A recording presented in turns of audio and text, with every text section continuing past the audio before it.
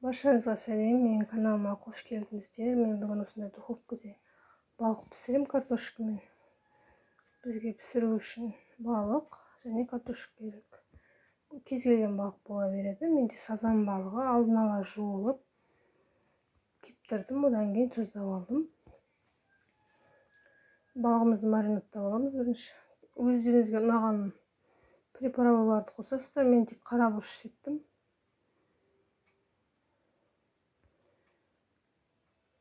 Оливковый май қостым. Оливковый майдың орнына сұйық май қоссаңыз да болады. Үстіп каржи кусогын маринадын жағамыз. Паприка қоссаңыз да болады осы кезде. Картошканы жіңішке қылып тураймыз. Тұздаймыз.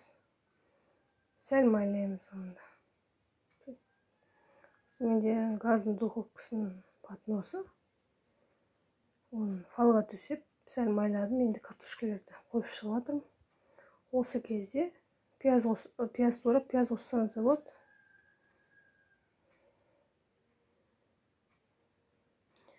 Картошкалардың бәрін оңастырып болғаннан кейін бетіне балықты қойып шығамыз.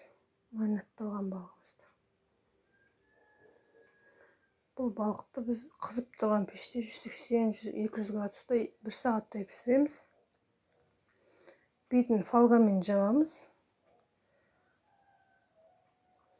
Орналастырғаннан кейін бетін фольгамен жабамыз. Фольгамен жарты сағат пісіреміз. Жарты сағаттан кейін фольгасын алып тастап, беті ашық күйінде тағы жарты сағат духовкаға қоямыз. Сөйтіп общий балығымыз 50-60 минутта піседі. Мен видеомды қарағандарыңыз үшін рахмет. Сау болыңыздар.